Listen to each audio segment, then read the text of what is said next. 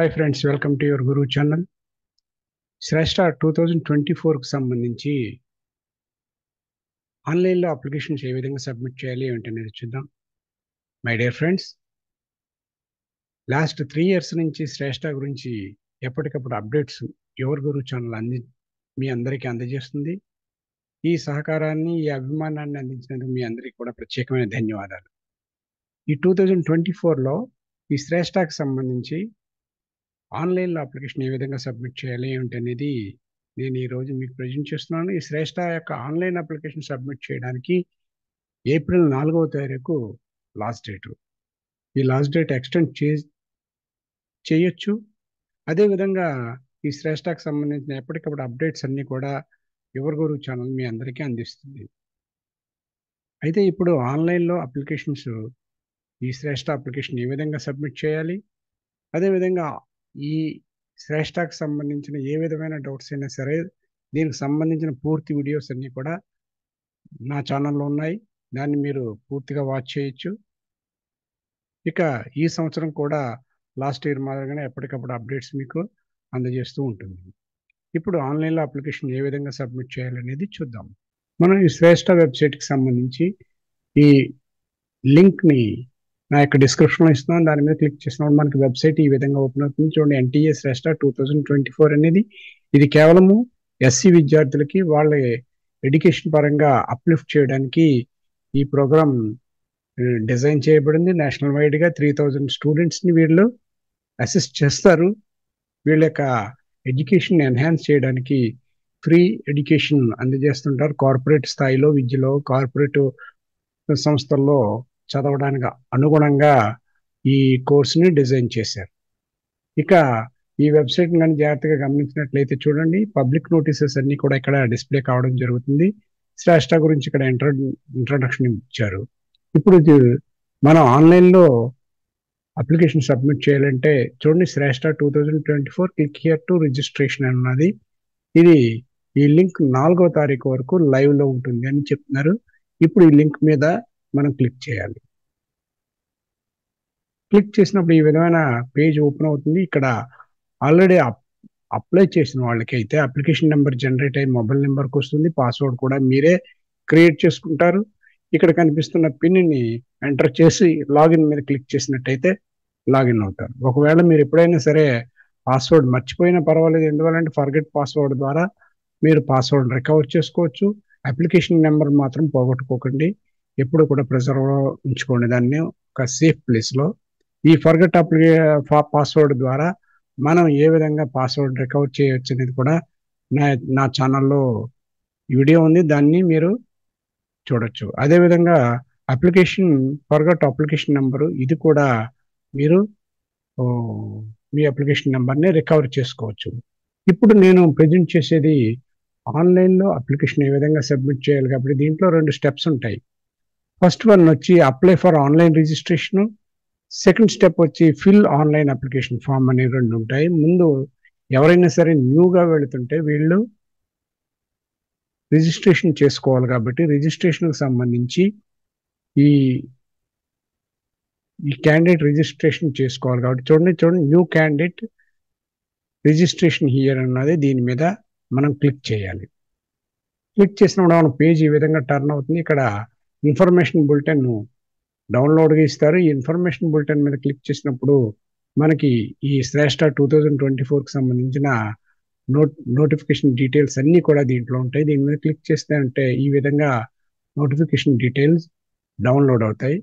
మీరు డౌన్లోడ్ చేసుకుని మీరు స్టడీ చేయవలసిన అవసరం ఎంతైనా ఉంది. ఇది చూడండి, ఇక్కడ మనకి ఇవ్వడం జరిగింది. ఆన్లైన్ సబ్మిషన్ ఆఫ్ అప్లికేషన్ మార్చి 12 నుంచి ఏప్రిల్ 4 వరకు. కరెక్షన్స్ అంటే అప్లికేషన్లో ఏమైనా కరెక్షన్స్ వచ్చినప్పుడు మనం 6వ తారీఖు నుంచి 8వ తారీఖు ఏప్రిల్ మధ్యలో చేసుకోవచ్చు. మనకి అడ్మిట్ కార్డు వచ్చి 12 మే 2024 నుంచి ఆన్లైన్లో అడ్మిట్ కార్డుని అంటే హాల్ టికెట్ని డౌన్లోడ్ చేసుకోవచ్చు. ఇది ఏ విధంగా డౌన్లోడ్ చేయాలి అనేది కూడా నేను మీకు ఎప్పటికప్పుడు అందించడం జరుగుతుంది. ఇక డేట్ ఆఫ్ ఎగ్జామినేషన్ చూసినట్లయితే 24th మే 2024ని. టైమింగ్స్ వచ్చి మధ్యాహ్నం 2 గంటల నుంచి 5 గంటల వరకు 3 hours పేపరు. ఈ పేపర్ గురించి అని కూడా అదేవిధంగా ప్రీవియస్ పేపర్స్ గురించి కూడా డీటెయిల్డ్గా నా యొక్క ఛానల్లో ఉన్నాయి, మీరు వాచ్ చేయొచ్చు. ఇక ర్యాంక్ డిక్లరేషన్స్ ఎప్పుడు వస్తాయంటే ఇది టెంటేటివ్గా ఉంటుంది. 4 to 6 వీక్స్ మధ్యలో ఎగ్జామ్స్ అయిన తర్వాత ఇవ్వడం జరుగుతుంది. ఓకేనా? ఇప్పుడు రిజిస్ట్రేషన్ ఏ విధంగా చేసుకోవాలి అంటే అనేది చూద్దాం.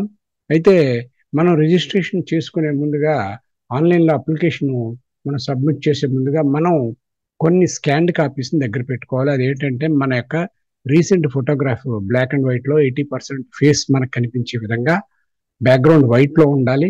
ఆ విధంగా ఫోటోగ్రాఫ్ తీసుకోవాలి. అలాగే స్కాన్డ్ ఫోటోగ్రాఫ్ సిగ్నేచర్ కూడా క్యాండిడేట్ యొక్క సిగ్నేచర్ కూడా స్కాన్ చేసి అట్టి పెట్టుకోవాలి. అదేవిధంగా ఇన్కమ్ సర్టిఫికెట్ పీడిఎఫ్ ఫార్మేట్లో స్కాన్ చేసిన పీడిఎఫ్ ఫార్మేట్లో ఉంచుకోవాలి. అదేవిధంగా క్యాస్ట్ సర్టిఫికెట్ అంటే కేటగిరీ సర్టిఫికెట్ అంటారు, మనం అయితే క్యాస్ట్ సర్టిఫికేట్ అంటాం. క్యాస్ట్ సర్టిఫికేట్ కూడా పీడిఎఫ్ ఫార్మేట్లో ఉంచుకోవాలి. అంటే సర్టిఫికెట్స్ అన్ని కూడా పీడిఎఫ్లోను, ఫోటో సిగ్నేచర్ వచ్చి జేపీజీ ఫార్మేట్లోను ఉంచుకోవాలి.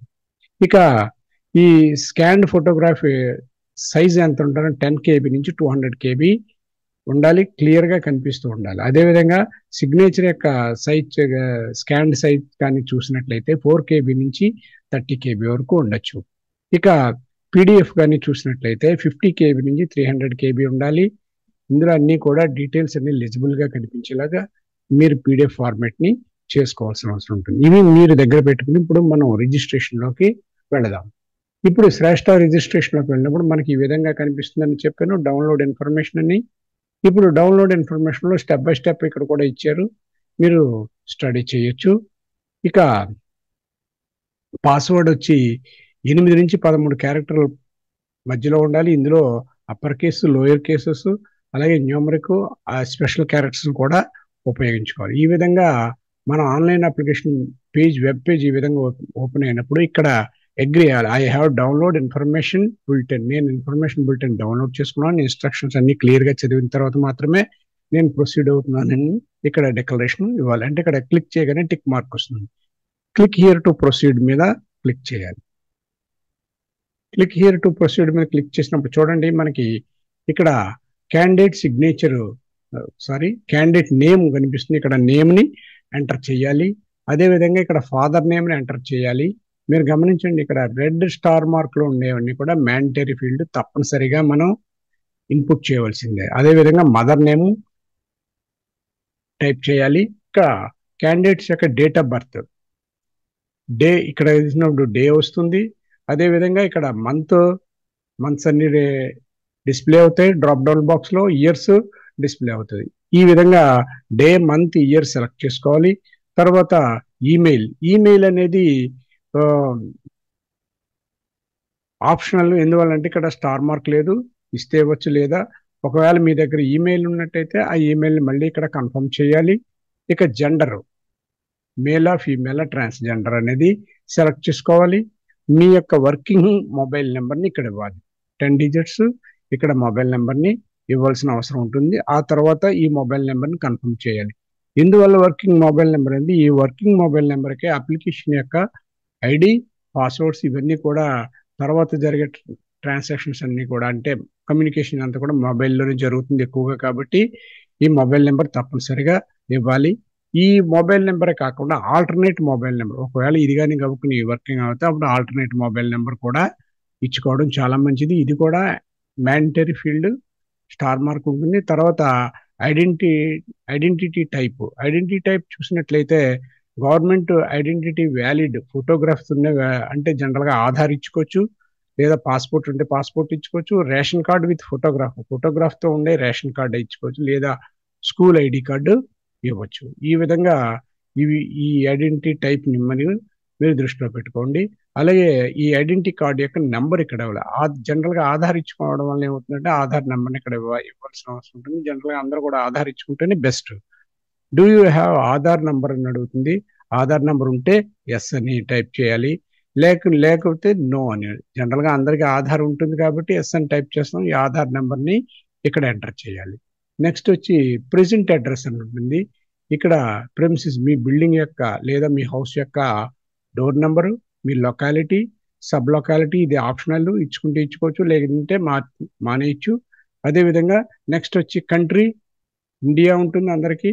స్టేట్ వచ్చి మీరు ఏ స్టేట్, ఇక్కడ కంట్రీని సెలెక్ట్ చేసుకోగానే స్టేట్స్ అన్ని కూడా, ఇండియాలో ఉండే స్టేట్స్ అన్ని కూడా డిస్ప్లే అవుతాయి.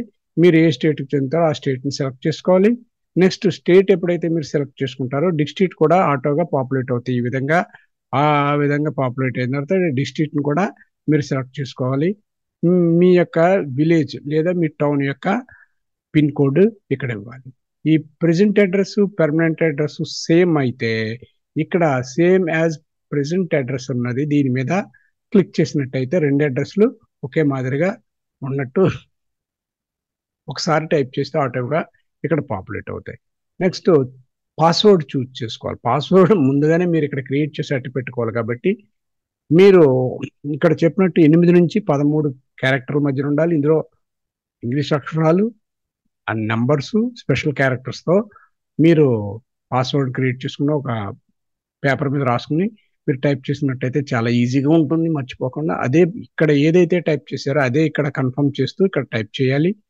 ఆ టైప్ చేసిన తర్వాత ఇక్కడ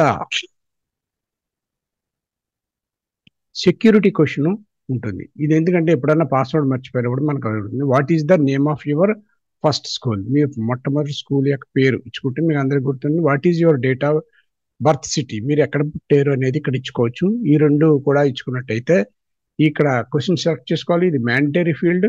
ఇక్కడ మీరు ఏ సిటీలో అయితే పుట్టారో ఆ సిటీ నేమ్ ఇక్కడ ఇచ్చుకోవాలి. తర్వాత ఇక్కడ సెక్యూరిటీ పిన్ అని ఉంటుంది.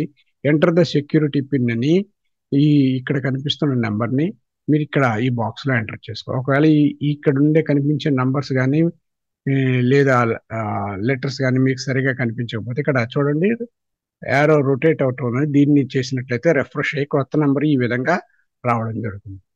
ఓకేనా? ఈ విధంగా వచ్చిన తర్వాత ఈ ఫీల్డ్స్ అన్ని కూడా ఫిల్ చేసి మీరు సబ్మిట్ మీద క్లిక్ చేసినప్పుడు మీకు అప్లికేషన్ నెంబరు, ఆల్రెడీ మీరు పాస్వర్డ్ క్రియేట్ చేసుకున్న పాస్వర్డ్తో మీరు లాగిన్ అవ్వచ్చు అనమాట. లాగిన్ అయినప్పుడు మీకు ఆన్లైన్ అప్లికేషన్ ఓపెన్ అవుతుంది.